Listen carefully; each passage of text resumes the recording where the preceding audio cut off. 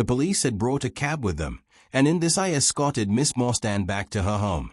After the angelic fashion of women, she had borne trouble with a calm face as long as there was someone weaker than herself to support, and I had found her bright and placid by the side of the frightened housekeeper. In the cab, however, she first turned faint, and then burst into a passion of weeping, so sorely had she been tried by the adventures of the night. She has told me since that she thought me cold and distant upon that journey. She little guessed the struggle within my breast, or the effort of self-restraint which held me back. My sympathies and my love went out to her, even as my hand had in the garden.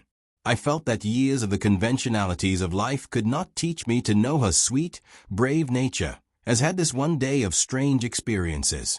Yet there were two thoughts which sealed the words of affection upon my lips. She was weak and helpless, shaken in mind and nerve. It was to take her at a disadvantage to obtrude love upon her at such a time. Worse still, she was rich. If Holmes's researches were successful, she would be an heiress. Was it fair, was it honorable, that a half-pay surgeon should take such advantage of an intimacy which chance had brought about? Might she not look upon me as a mere vulgar fortune-seeker? I could not bear to risk that such a thought should cross her mind. This Agra treasure intervened like an impassable barrier between us. It was nearly 2 o'clock when we reached Mrs. Cecil Forrester's. The servants had retired hours ago, but Mrs. Forrester had been so interested by the strange message which Miss Morstan had received that she had sat up in the hope of her return. She opened the door herself, a middle-aged, graceful woman, and it gave me joy to see how tenderly her arm stole round the other's waist and how motherly was the voice in which she greeted her. She was clearly no paid dependent, but an honored friend. I was introduced, and Mrs. Forrester earnestly begged me to step in and tell her our adventures. I explained, however, the importance of my errand, and promised faithfully to call and report any progress which we might make with the case. As we drove away I stole a glance back, and I still seemed to see that little group on the step, the two graceful, clinging figures, the half-open door, the hall light shining through stained glass, the barometer, and the bright stair-rods. It was soothing to catch even that passing glimpse of a tranquil English home in the midst of the wild, dark business which had absorbed us. And the more I thought of what had happened, the wilder and darker it grew. I reviewed the whole extraordinary sequence of events as I rattled on through the silent gaslit streets. There was the original problem, that at least was pretty clear now. The death of Captain Morstan, the sending of the pearls, the advertisement, the letter. We had had light upon all those events. They had only led us, however, to a deeper and far more tragic mystery. The Indian treasure, the curious plan found among Morstan's baggage, the strange scene at Major Sholto's death, the rediscovery of the treasure immediately followed by the murder of the discoverer, the very singular accompaniments to the crime, the footsteps, the remarkable weapons, the words upon the card, corresponding with those upon Captain Morstan's chat. Here was indeed a labyrinth, in which a man less singularly endowed than my fellow lodger might well despair of ever finding the clue. Pinchin Lane was a row of shabby two-storied brick houses in the lower quarter of Lambeth. I had to knock for some time at number 3 before I could make my impression. At last, however, there was the glint of a candle behind the blind, and a face looked out at the upper window. "Go on, you drunken vagabond," said the face.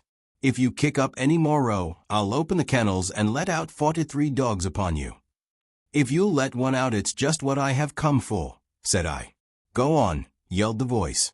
"So help me gracious, I have a wiper in the bag, and I'll drop it on your eat if you don't hook it." "But I want a dog," I cried. "I won't be argued with," shouted Mr. Sherman. "Now stand clear, for when I say 3, down goes the wiper." "Mr. Sherlock Holmes," I began, but the words had a most magical effect, for the window instantly slammed down, and within a minute the door was unbarred and open.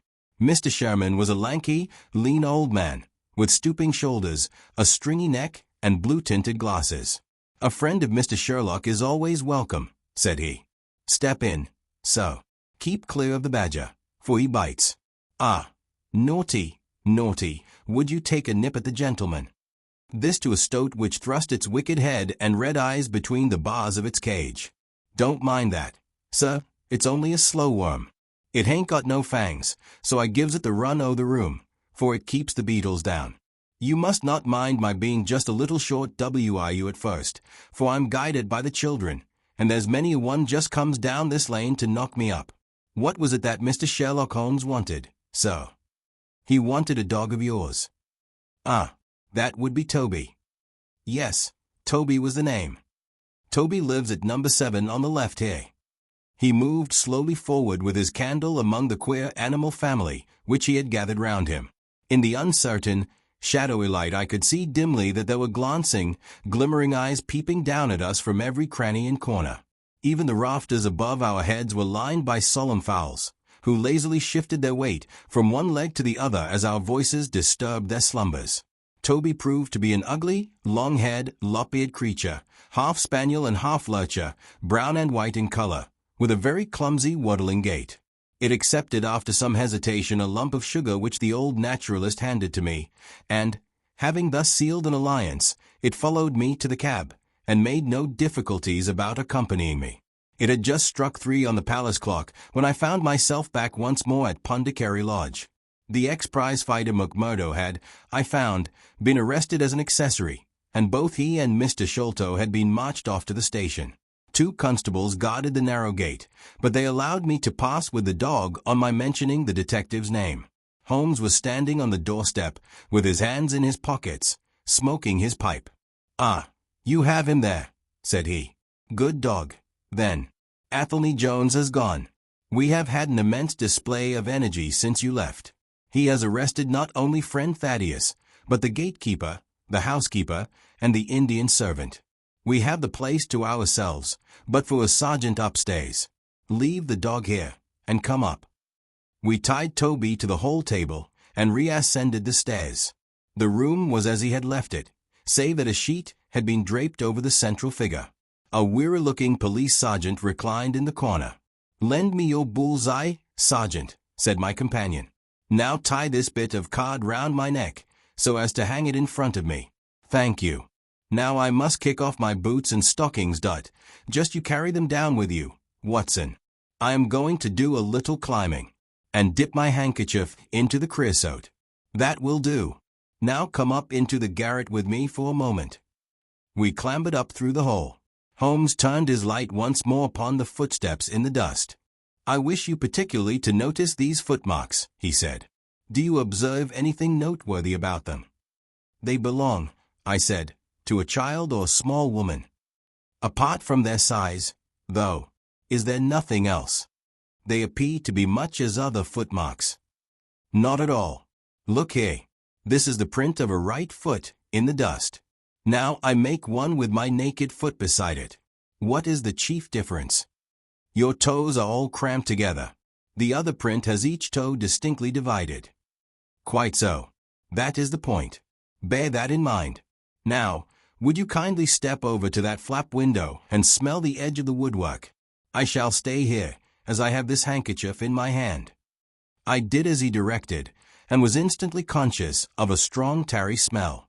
That is where he put his foot in getting out.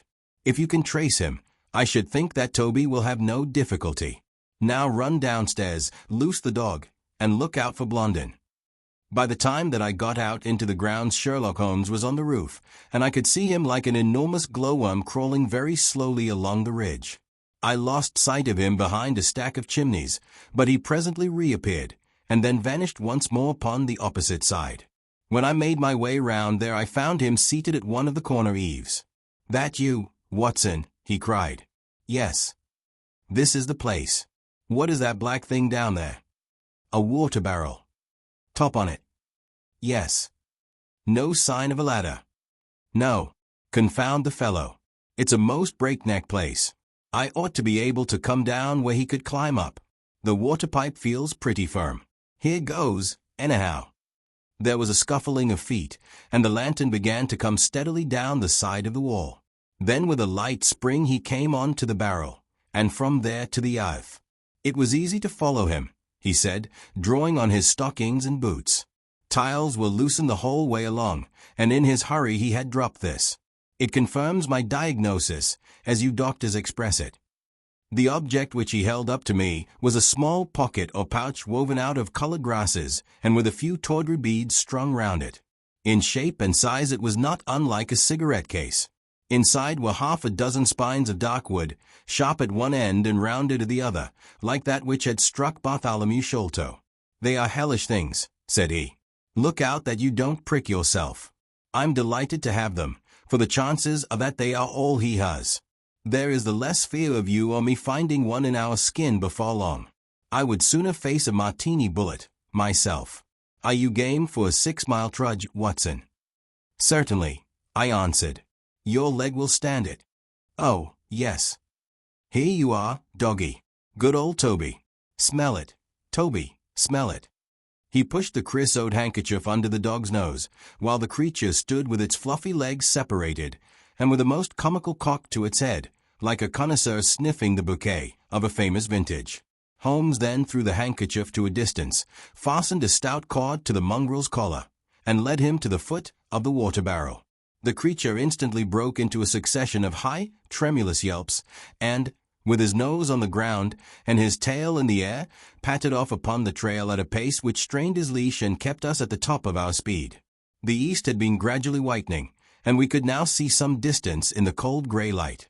The square, massive house, with its black, empty windows and high, bare walls, towered up, sad and forlorn, behind us.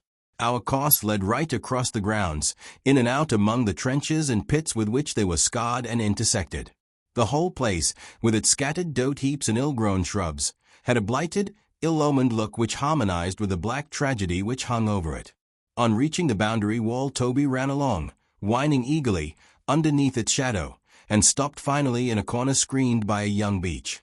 Where the two walls joined, several bricks had been loosened, and the crevices left were worn down and rounded upon the lower side, as though they had frequently been used as a ladder.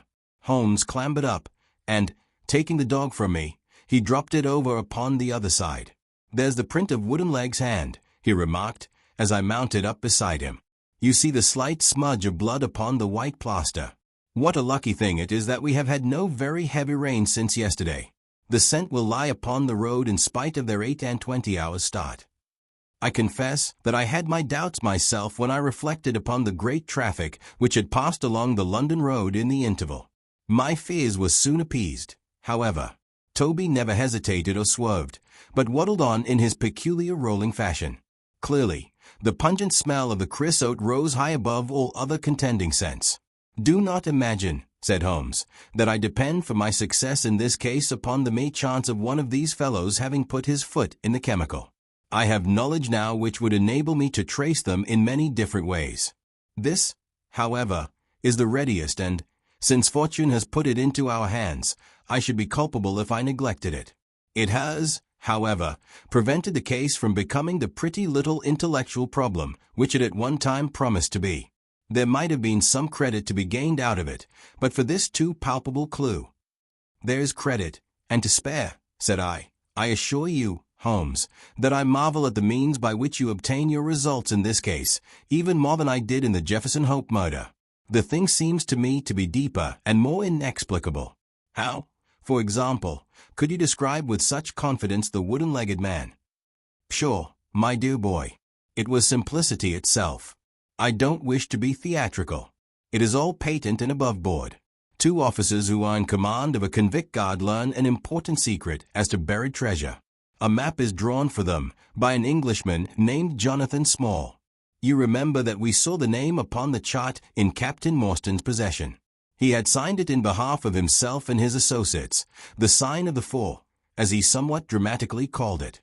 Aided by this chart, the officers, or one of them, gets the treasure and brings it to England, leaving, we will suppose, some condition under which he received it unfulfilled. Now, then, why did not Jonathan Small get the treasure himself? The answer is obvious. The chart is dated at a time when Morstan was brought into close association with convicts. Jonathan Small did not get the treasure because he and his associates were themselves convicts and could not get away. "But that is mere speculation," said I. "It is more than that. It is the only hypothesis which covers the facts. Let us see how it fits in with the sequel. Major Sholto remains at peace for some years, happy in the possession of his treasure. Then he receives a letter from India which gives him a great fright. What was that? A letter to say that the men whom he had wronged had been set free, or had escaped. That is much more likely, for he would have known what that term of imprisonment was. It would not have been a surprise to him. What does he do then? He guards himself against a wooden-legged man, a white man, mark you, for he mistakes a white tradesman for him and actually fires a pistol at him. Now, only one white man's name is on the chart. The others are Hindus or Mohammedans.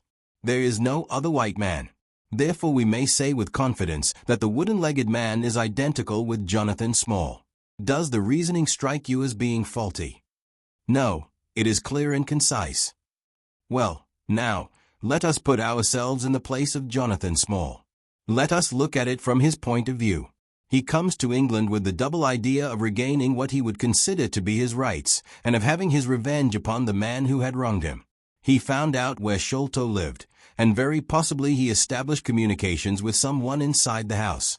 There is this butler, Lal Rao, whom we have not seen. Mrs. Burnstone gives him far from a good character.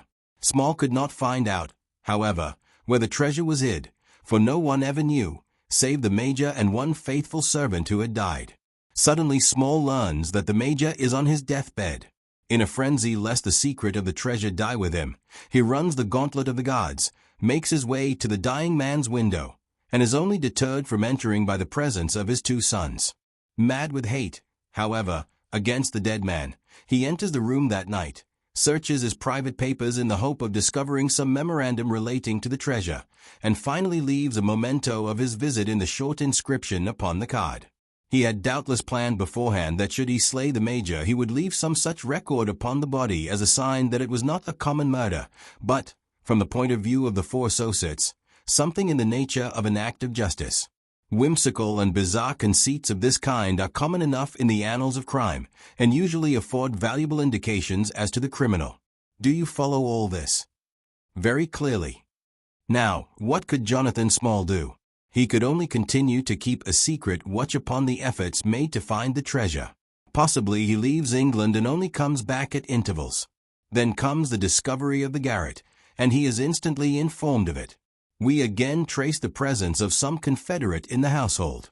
Jonathan, with his wooden leg, is utterly unable to reach the lofty room of Bartholomew Sholto.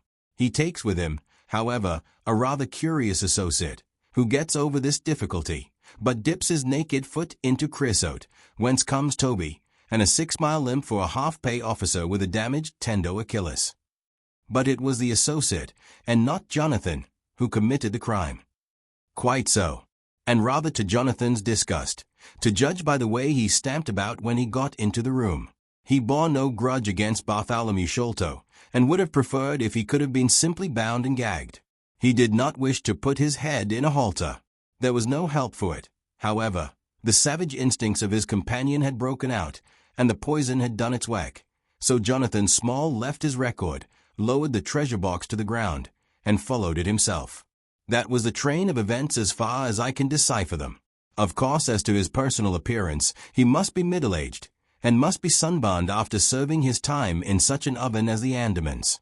His height is readily calculated from the length of his stride, and we know that he was bearded.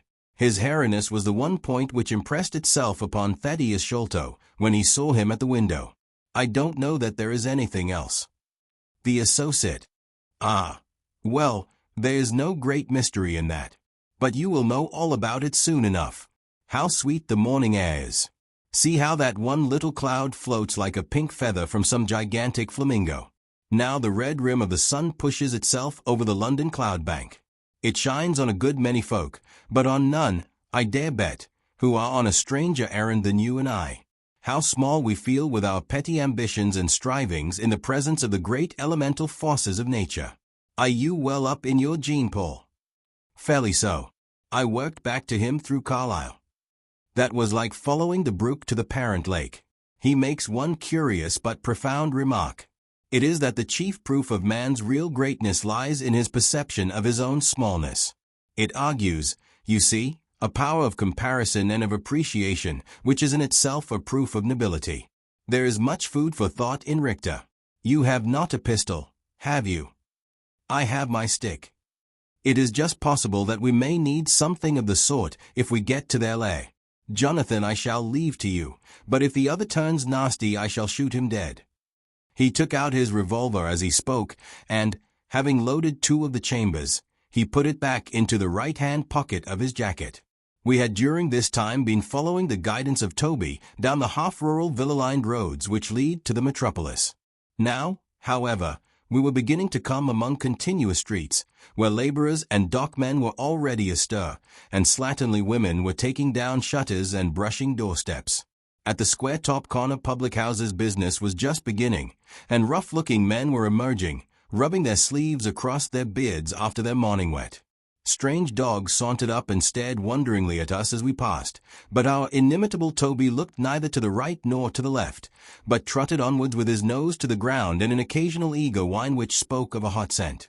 We had traversed Streatham, Brixton, Camberwell, and now found ourselves in Kennington Lane, having borne away through the side streets to the east of the Oval.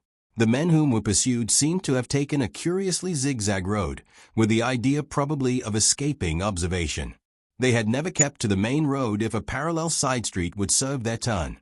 At the foot of Kennington Lane, they had edged away to the left through Bond Street and Miles Street. Where the latter street turns into Knight Place, Toby ceased to advance, but began to run backwards and forwards with one ear cocked and the other drooping, the very picture of canine indecision. Then he waddled round in circles, looking up to us from time to time, as if to ask for sympathy in his embarrassment. "What the deuce is the matter with the dog?" growled Holmes. "They surely would not take a cab, or go off in a balloon." "Perhaps they stood here for some time," I suggested. "Ah, it's all right. He's off again," said my companion, in a tone of relief. He was indeed off, for after sniffing round again he suddenly made up his mind, and darted away with an energy and determination such as he had not yet shown. The scent appeared to be much hotter than before, for he had not even to put his nose on the ground, but tugged at his leash and tried to break into a run. I could see by the gleam in Holmes's eyes that he thought we were nearing the end of our journey.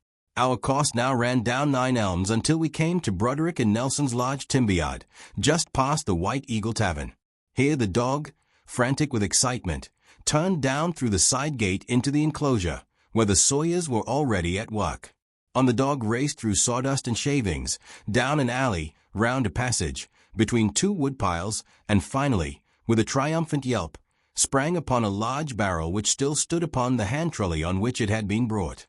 With lolling tongue and blinking eyes, Toby stood upon the cask, looking from one to the other of us for some sign of appreciation. The staves of the barrel and the wheels of the trolley were smeared with a dark liquid, and the whole air was heavy with the smell of creosote. Sherlock Holmes and I looked blankly at each other, and then burst simultaneously into an uncontrollable fit of laughter.